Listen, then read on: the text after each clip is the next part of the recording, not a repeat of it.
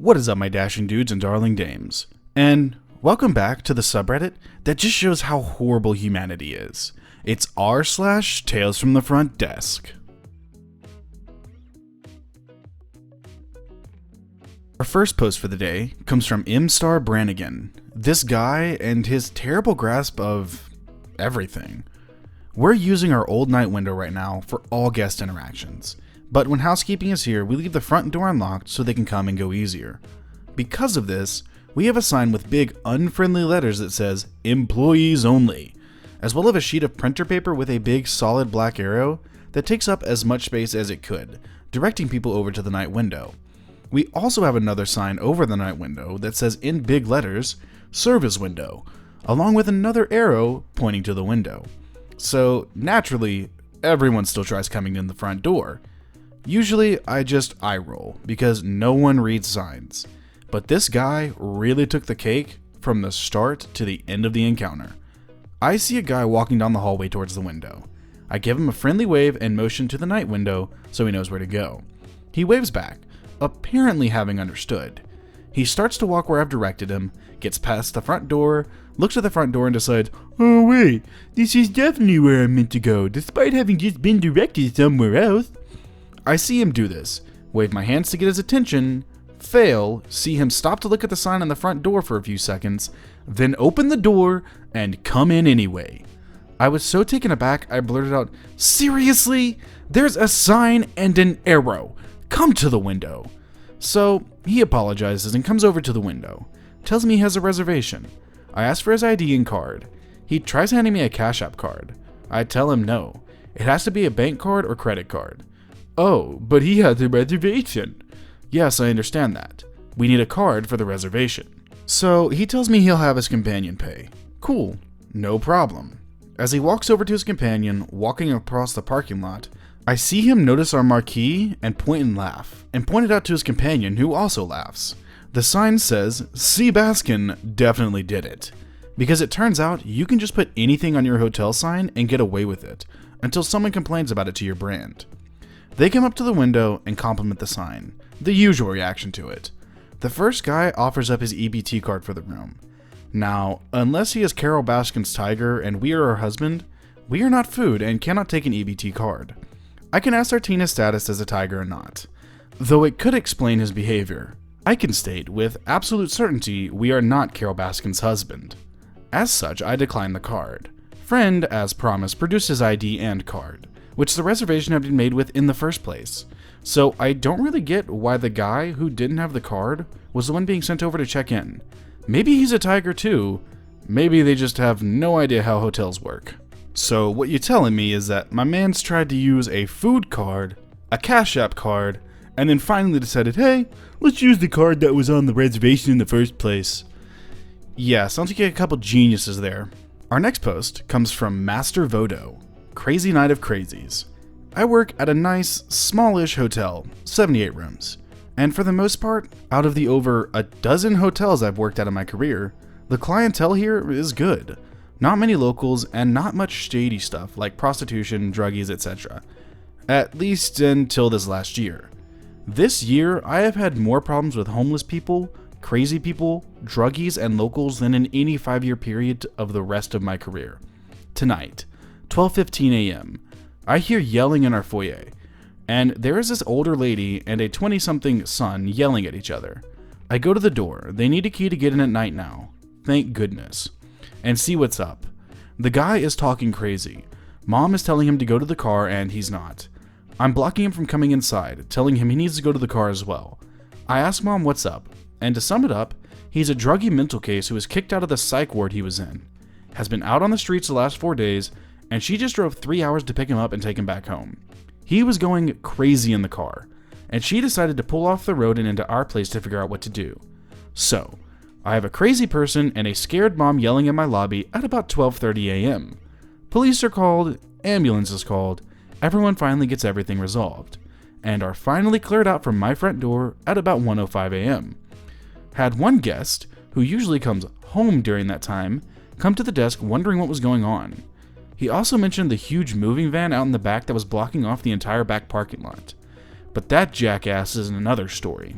Next, at 2 a.m., I get a call from outside line asking if the lobby was open. I'm like, what? Who are you and why are you asking? After several questions, she's from room X24 and was out doing errands at midnight. Came back to the hotel, saw the mob in front of the hotel, got scared and decided to go home. So apparently a local. I told her what was up and that it had nothing to do with the hotel. They left an hour ago. So I just imagine they're going to go and try and get a refund or discount at some point because they weren't able to use the room. Yes you were, Chicken Little, you just chose not to. And then just now, about 3 a.m., had another guest shuffling in and out the front desk, looking dazed and like they had dementia, asking weird questions, slowly, and wanted a late checkout. Except they aren't checking out until Monday. Told her she needed to tell us Sunday night or Monday morning. She wandered back to her room. Yesterday, I had a homeless guy hanging around the property, trying to get into people's cars. Last week, had 2 druggies/thieves break into someone's trailer and come into the hotel and use the bathroom to shoot up.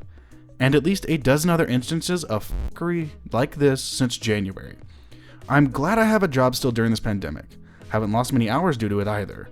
It really hasn't affected me. But I will be much happier when our rates go back up again, and we are filled with business travelers and decent folk again, to drive away the human waste we have been attracting. Good lord, OP. I bet that whenever you got home, you just sat on your bed and just stared off into space for like an hour and just drifted into sleep. That's at least what I hope happened. Our next post comes from, oh look, a string of numbers. A guest's poor attempt at fishing for a free night. Cue me doing my night auditor shift on a Saturday night. A guy checked in and went upstairs, no problem. Couple hours later, he says to me as he's passing through the lobby, "Man, I wish I could have gotten a different room." I didn't know what to say because of how needlessly vague this statement was. I hate when guests do this. Leave us to lead the conversation because they want to see what they can get. So I say, "Why is that?" And he tells me about how loud his neighbors are. I tell him I'll give them a call, and if they don't quiet down immediately, I'll tell them they have to leave the property. To which he responds, No, I just wanted to make you aware of it." I just sigh because obviously that means he's going to try to use it as leverage later on. He goes upstairs and I don't see him again. He comes to check out at around 6:30 a.m. Of course, right as I'm about to get off. This is our brief conversation. "So, what are we going to do about last night? I had to leave early this morning because I couldn't get any sleep." "I'm sorry, I'm not sure what you mean. I offered to speak to them, but you declined." "That shouldn't have been necessary. You never should have given me that room in the first place. That's what I was making you aware of." It's not really possible for us to predict loud guests. That's why we do our best to resolve the problem after it arises. "Well, that's all well and good, but I shouldn't have to pay for the room when I couldn't get any sleep." "Sir, I offered to remedy the situation, and you declined. I'm not able to comp the room." "You have got to be joking. Why would I pay for a room when I wasn't able to get any sleep? Get your manager out here right now." I hate when guests ask for the manager, like he's some kind of mythical deity who can solve word hunger and cure cancer. It's 6 a.m. on a Sunday. He won't be in until tomorrow. I can pass your information on, but I can tell you, he likely won't compensate anything. "Well, that's just unacceptable. You'll be hearing from me." He just stormed out. He did talk to the manager, and like I predicted, was told to fuck himself. In not so many words. It's so easy to catch people out on shit like this. I'm never not amused by the links people would go to try to get things for free. I'm sure the guy tried to lie to your manager as well as saying you refused to help him. And then you're just like, "Nah, I've already talked to him, fam. You out." Our final post for the day comes from Rogue Pen. Good effort, Twitchy. Good people of Reddit, I come to you again with the tale from the strange era we live in. I work alone 2 nights a week.